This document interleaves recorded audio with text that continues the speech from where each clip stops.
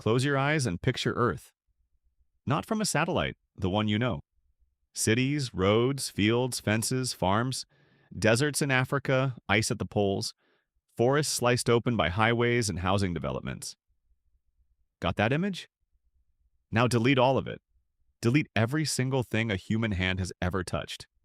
Every building, every fence post, every power line, every planted field, every paved road.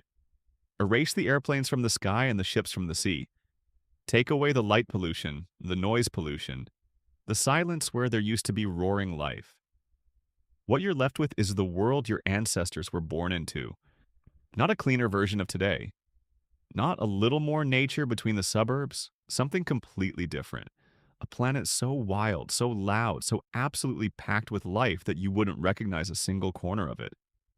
A world where the Sahara was a green savanna with rivers full of hippos, where the night sky was bright enough to cast shadows on the ground, where the earth shook beneath the weight of animals we have since wiped off the face of the planet. That's what this video is about.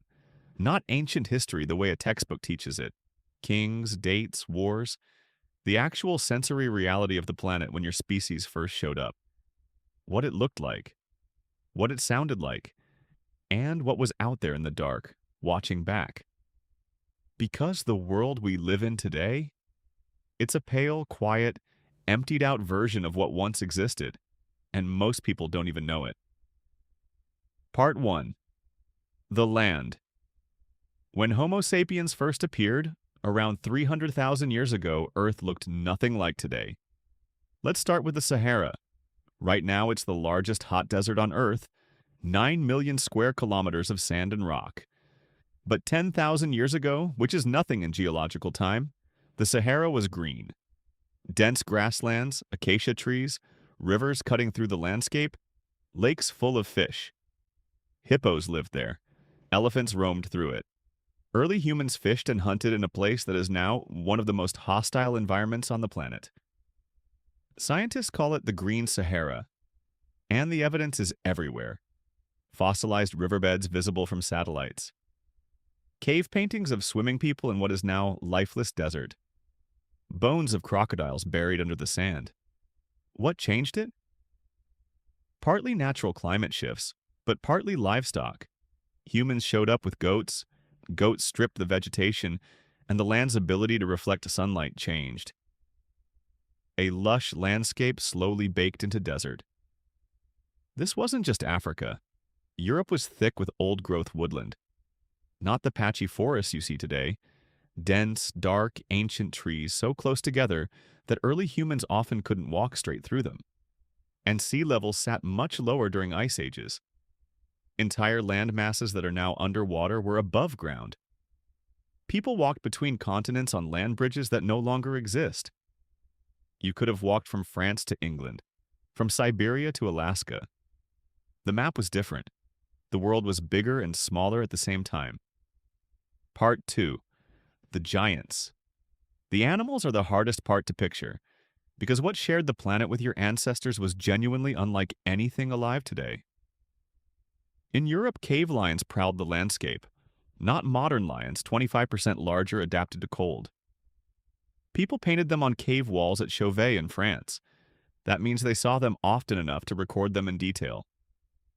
Those same caves were shared with cave bears weighing up to 500 kilos. The cave wasn't free real estate. You competed for it. In the Americas, the list reads like a fantasy novel. Short-faced bears standing 6 feet at the shoulder. The most dangerous land predator on the continent. Giant ground sloths 10 feet long and over 2,000 pounds, walking on their knuckles because their claws were too large to lay flat. Glyptodons, armored like tanks, the size of a small car. Dire wolves, American lions. Mastodons alongside woolly mammoths. And horses, because horses evolved in the Americas and only disappeared there around 10,000 years ago, right when humans arrived in large numbers. In Australia, it got even stranger. Diprotodon, a wombat the size of a rhinoceros. Marsupial lions with slicing teeth. Megalania, a monitor lizard 7 meters long, still alive when humans reached the continent 50,000 years ago. Something the size of a car with teeth watching you from the grass. And everywhere, mammoths. They weren't rare. They were part of the landscape the way cattle are part of ours. Hunted, painted, their bones used to build houses. The last woolly mammoth died 4,000 years ago on an Arctic island, while the Egyptian pyramids were already standing. The world still had mammoths when humans were building the Sphinx. So, what happened to all of them? Wherever humans arrived, Africa first, then Europe, then the Americas, then Australia, the large animals vanished within a few thousand years. Climate gets partial blame, but the pattern is too consistent, too perfectly timed with human arrival to ignore. The world your ancestors inherited was full of giants. The world they left behind was not. Part 3. The sky. There was no light pollution, not one electric light anywhere on Earth. The sky every night was completely, perfectly dark in a way almost nobody alive today has experienced. The Milky Way blazed every clear night, bright enough to cast a faint shadow. Every visible star was actually visible. Today, a third of the world's population can't see the Milky Way from where they live. Your ancestors saw it every single night of their lives. It wasn't just beautiful, it was functional. The sky was their calendar. Certain star clusters rose at predictable times, signaling when to migrate, when rains were coming, when to prepare for cold. The Pleiades appear in the mythology of indigenous cultures on every continent, including ones with zero contact with each other. That suggests humans were already tracking that cluster before they spread out of Africa over 100,000 years ago. The sky was a shared text every human on Earth was reading simultaneously, long before writing existed.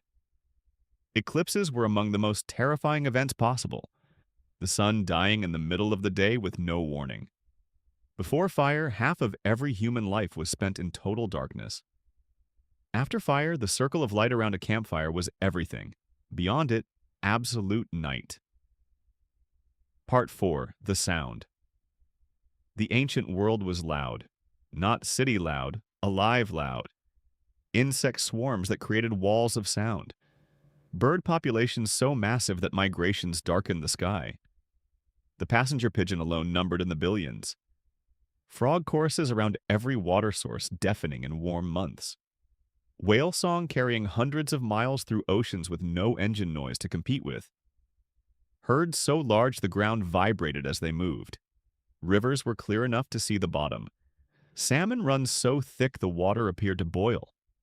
The oceans held whales in populations several times what they are today, before commercial whaling began in the 17th century.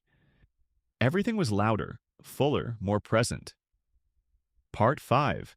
The danger. Here's the thing about a world that full. It was also a world that full of death. Your ancestors weren't watching from a safe distance. They were in it. Prey as often as predators. Drinking from the same rivers as animals that could kill them. Sleeping on the same ground as things that hunted at night. Every sound mattered.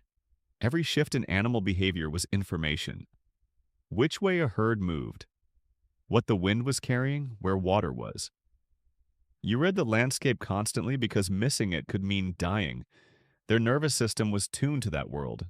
Ours still is, underneath. The fear responses, the hyper-awareness, the instincts, all built for that environment. We just live in a world where they fire at phone notifications instead of actual predators. So, what was the world like when ancient humans were alive? A green Sahara. Forests with no end. Skies so dark the stars cast shadows.